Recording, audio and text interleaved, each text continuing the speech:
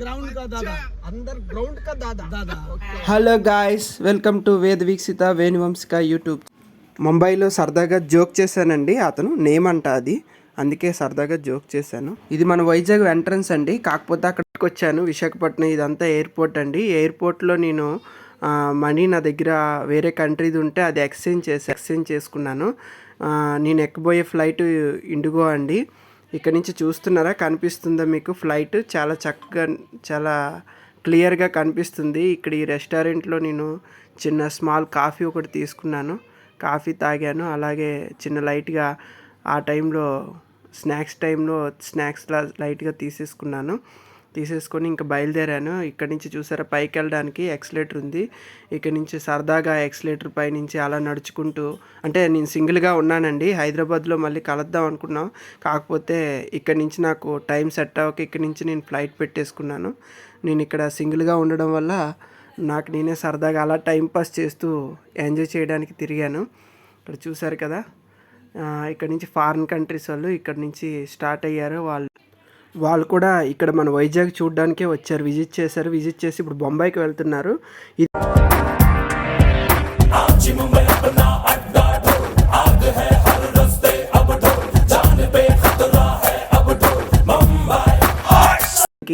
ఇక్కడ నుంచి కూడా రన్వే నుంచి కూడా మనకి బస్సు పెడతారు వండీలు. ఫ్లైట్ చూసారా, నా పైనుంచి ఎగురుతుంది. చాలా చక్కగా ఆనందంగా ఉందండి. ఎందుకంటే ఎయిర్పోర్ట్లో కూడా వీడియో తీయనివ్వరు బేసిక్గా. అక్కడ కొంచెం పర్మిషన్ అడిగితే వాళ్ళు తీసుకోమని చెప్పారు. ఎయిర్పోర్ట్లో కూడా దగ్గర నుంచే బస్సు వేస్తాడు. జస్ట్ అలా దాటితే 2 మీటర్స్ కూడా ఉండదు, కాకపోతే చుట్టూ తిప్పి బస్సులో తిప్పుతూ ఉంటాడు సరదాగా. మనకు కూడా ఫ్రీ కాబట్టి సరదాగా ఎక్కుతూ ఉంటాం. ఎవరైనా స్మోక్ చేయాలనుకుంటే ఆ జోన్లోకి వెళ్ళి చేయాలి. మొత్తానికైతే నేను నాకు రూమ్ బుక్ అవ్వలేదు ఇక్కడ నేను సపరేట్గా ఇది రూమ్ బుక్ చేసుకున్నాను. ఇదేంటంటే నాకు ఫ్రెండ్స్ వస్తానన్నారు. ఆ ఫ్రెండ్స్ వల్ల నేను అనుకోకుండా నేను స్టే చేయాల్సిన హోటల్ వేరే, కాకపోతే ఇక్కడ నేను సడన్గా బుక్ చేయాల్సి వచ్చింది. చేశాను. ఇక్కడ నేను అక్కడి నుంచి హోటల్ నుంచి నాకు జస్ట్ 1.5 km క్యాబ్స్. ఆ రోజు చాలా రద్దీగా ఉంది, క్యాబ్స్ దొరకలేదు. ఎందుకంటే ఆ రోజు ఏదో అక్కడ ఒక పెద్ద శివాలయం కూడా ఉంది. శివాలయంకి ఆ రోజు వాళ్ళ ఫెస్టివల్ బొంబాయిలో. చాలామంది ఇక్కడ క్యూ కట్టేశారు, మీకు చూపిస్తాను చూడండి. శివాలయంకి వచ్చిన గుడి కోసం వీళ్ళందరూ ఇక్కడ స్టాల్స్ పెట్టారు. ఈ స్టాల్స్ అక్కడి నుంచి నాకు క్యాబ్స్ దొరకకపోవడం వల్ల ఆటో బుక్ చేయాల్సి వచ్చింది. చేశాను. చూసారా ఎంత పెద్ద క్యూ ఉందో. వాళ్ళు క్యూ ఉన్నా సరే చక్కగా క్యూలోనే పద్ధతిలో పోతూ ఉన్నారండి. ఆ లోపల శివాలయం, ఆ లోపల నుంచి వస్తే ఇక్కడ మనకి నేను వెళ్ళబోయే కాన్ఫరెన్స్ అండి. కాన్ఫరెన్స్లో ఇది పవాయ్ లేక్ హోటల్ అండి, బొంబాయిలో చాలా పెద్ద హోటల్ అంట. ఇందులో కాన్ఫరెన్స్ పెట్టారు, ఎకో ఇండియా 23-24 అనమాట. మాకు ఈ కాన్ఫరెన్స్కి నేను అటెండ్ అవ్వడం జరిగింది. ఈ కాన్ఫరెన్స్లో చూసారా, జస్ట్ ఇది అవుట్లుక్ అనమాట. ఈ అవుట్లుక్లో మాకు వెళ్ళగానే వెల్కమ్ డ్రింక్ మనకి ఇస్తూ ఉంటారు కదా, మన పార్టీస్లోన, అకేషనల్గా మ్యారేజెస్లోన అక్కడ ఇక్కడ. కాకపోతే మా కాన్ఫరెన్స్లో వెల్కమ్ డ్రింక్ ఏంటంటే కోకోనట్ వాటర్ అండి. చాలా బాగుంది, స్పెషల్గా అనిపించింది మాకు. బొంబాయిలో జస్ట్ అవుట్లుక్ ఎకో ఇండియా. ఇక్కడ నుంచి మేము చూసే కాన్ఫరెన్స్లో ఫస్ట్ ఏంటంటే ఇది మనకి ఇటలీ నుంచి అక్కడ జస్ట్ మేడంని ఇంట్రడ్యూస్ చేసుకుని మేడం కూడా ఇది కాన్ఫరెన్స్ అవుట్లుక్ అండి. ఇది అంతా కూడా స్టాల్స్ ఉంటాయి బయట. ఈ స్టాల్స్లో ఒక్కొక్క కంపెనీ వాళ్ళందరూ కూడా వాళ్ళ బ్రాండ్ని ప్రమోట్ చేసుకుంటూ ఉంటారు. ఇతను మన ఇండియన్స్ అంట, మైసూర్లో సెటిల్ అయ్యారు. అతను కూడా ఈ కంపెనీలో మా ఎంప్లాయ్. ఇక్కడ కాన్ఫరెన్స్ కోసం అతను బొంబాయి వచ్చారు, వాళ్ళ కంపెనీ పని మీద. అక్కడ ప్రమోట్ చేస్తూ ఉంటారు. అయితే మా కాన్ఫరెన్స్ అయ్యింది, 1 day అయ్యింది. ఆఫ్టర్నూన్ నుంచి మేము క్యాబ్ బుక్ చేసుకుని సరదాగా బొంబాయిని విజిట్ చేద్దామని చెప్పేసి వెళ్తున్నాం.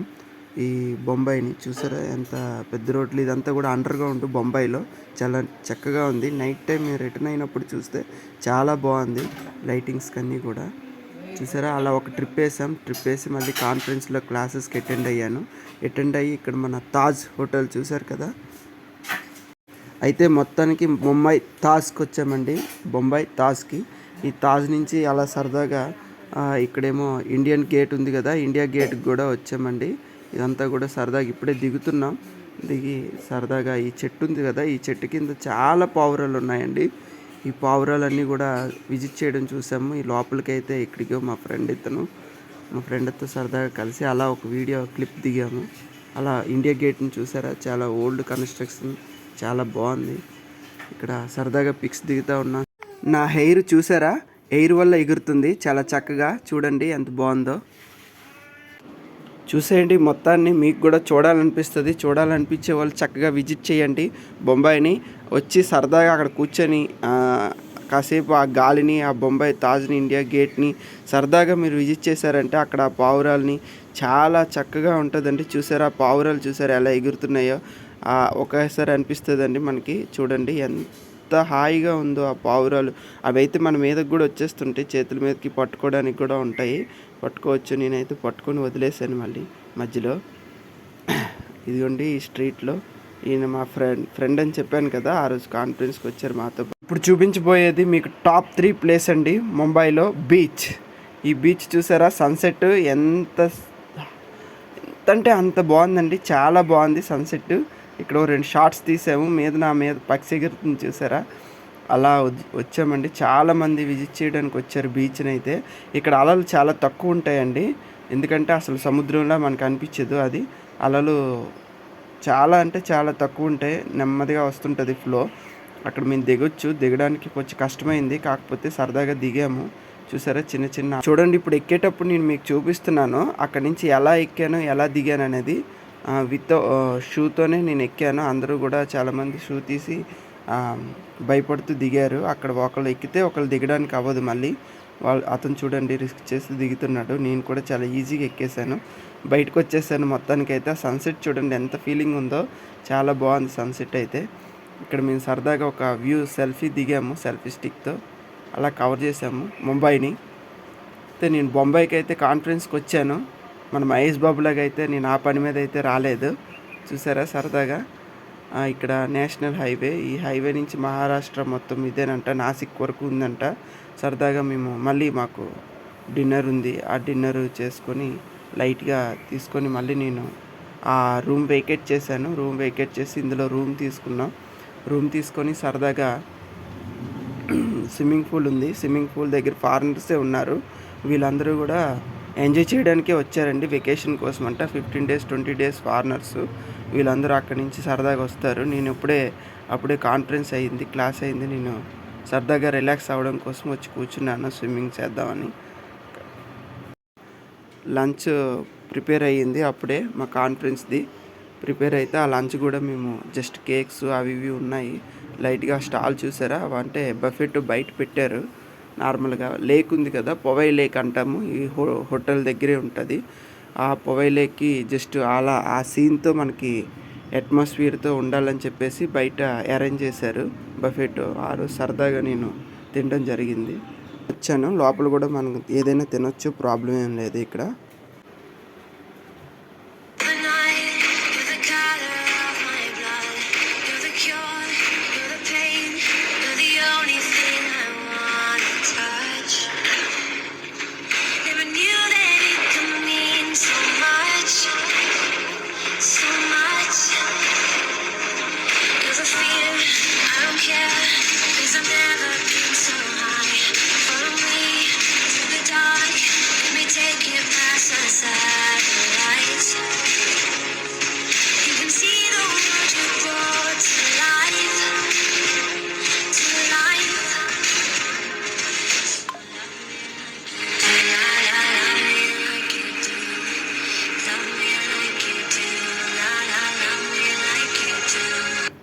ఇక్కడ కూడా వాళ్ళని పర్మిషన్ అడిగానండి. పర్మిషన్ అడిగా నేను వీడియోస్ తీస్తాను, ఎందుకంటే వాళ్ళు ఎలా రియాక్ట్ అవుతారో మనకి తెలియదు కదా, వాళ్ళని ఎందుకు హర్ట్ చేయడం అని చెప్పేసి నేను పర్మిషన్ అడుగుతూ ఉంటాను.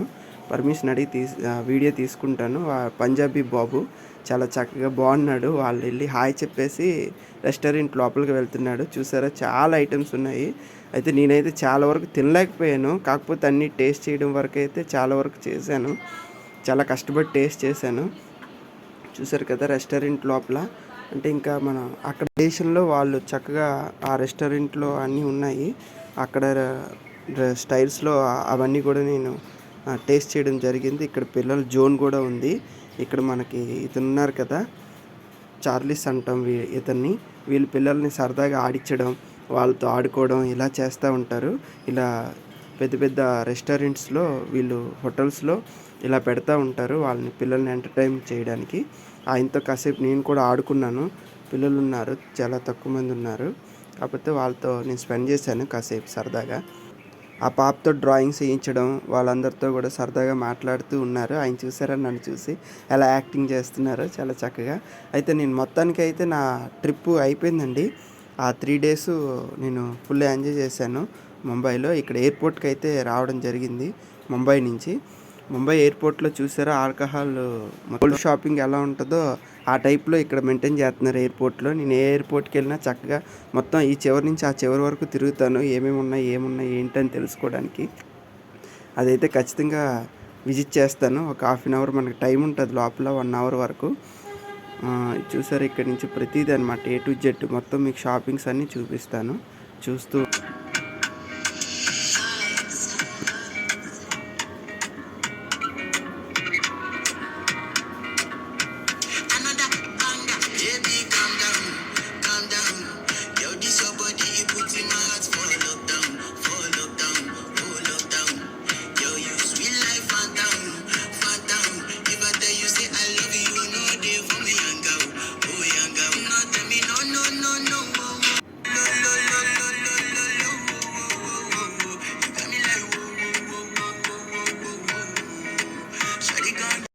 అమ్మయ్య అనుకునేలాగా సరదాగా మళ్ళీ రిటర్న్ ఫ్లైట్ ఎక్కేసానండి. నేను సరదాగా మళ్ళీ వైజాగ్లో టక్కని దిగి. మరి ఫ్లైట్ అంటే ఇలానే ఉంటుందండి, చక్కగా 45 minutesలో 1 hourలో దిగిపోతాం. కాకపోతే అవుట్లుక్లో మనకి అలా అనిపిస్తూ ఉంటుంది, బయట ఎక్కువ తిరగాలి. కాకపోతే చూడండి సరదాగా నా ట్రిప్, కాన్ఫరెన్స్ పిక్స్ అన్నీ కూడా నేను టేస్ట్గా ఉంది మొత్తానికి. ఓకే అండి, థ్యాంక్ యూ. సబ్స్క్రైబ్ చేయని వాళ్ళందరూ చేసుకోండి. Thank you so much.